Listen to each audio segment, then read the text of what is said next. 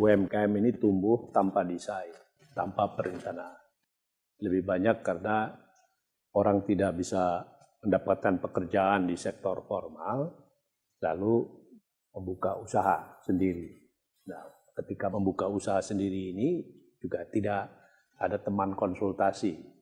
Jadi kalau kita lihat strukturnya sekarang begitu banyak sekali di sektor mikro, ultra mikro, sampai hampir 98% sebenarnya di sektor mikro ini. Yang saya kategorikan mereka adalah subsisten ekonomi. Jadi ekonomi subsisten, survival ekonomi, karena orang tidak bisa mendapatkan pekerjaan di sektor formal, akhirnya bikin warung, bikin lapak, macam-macam.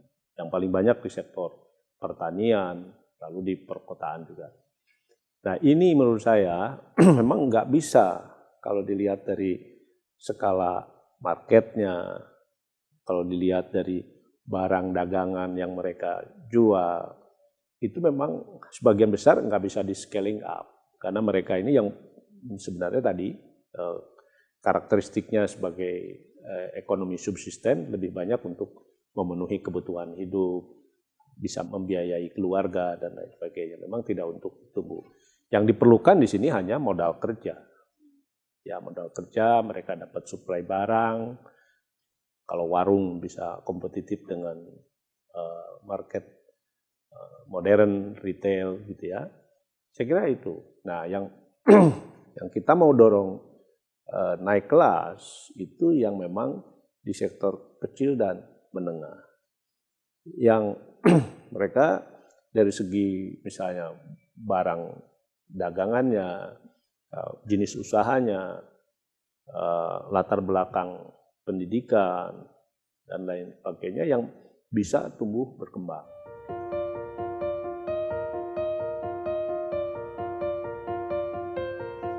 Ya, saya kira selama ini kan misalnya soal kemudahan usaha, ya kemudahan usaha ini yang kita sedang ekosistemnya untuk tadi UMKM bisa naik kelas, tumbuh berkembang, itu memang kita lagi beresin lah supply chain-nya, kemudahan usahanya. Nah, kami ada kesempatan dengan Omnibus Law ini juga menyederhanakan berbagai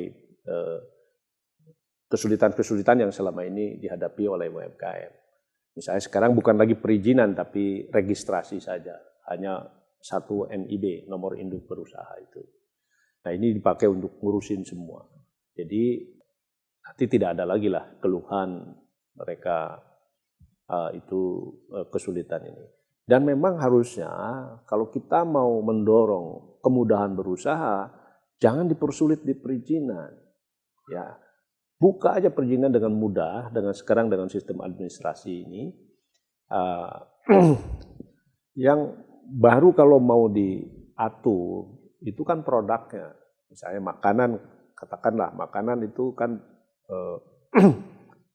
ya harus dijamin dari aspek kesehatan karena akan menjadi konsumsi umum. Nah itu baru disertifikasi gitu. Tapi kalau kemudahan berusahanya mestinya diberi kebebasan gitu. Jadi ini yang saya kira sekarang termasuk koperasi. Koperasi pun juga kita sederhanakan. Tidak lagi harus satu persatu sesuai dengan jenis usahanya. Sekarang juga tidak harus 20 orang, bisa 3 orang. Bahkan sebenarnya harusnya tidak diatur kan ya. Koperasi itu civil society, orang mau bisnis 2 orang, 3 orang memulai usaha tidak harus diatur. Nah, tapi kita sekarang 3 orang kita anggap sudah mudah untuk memulai koperasi. Tentu nanti kalau koperasi kan ini karena bukan kekuatan modal tapi kekuatan orang, memang nanti kita akan atur di PP-nya supaya setelah itu mereka harus mengembangkan keanggotaannya.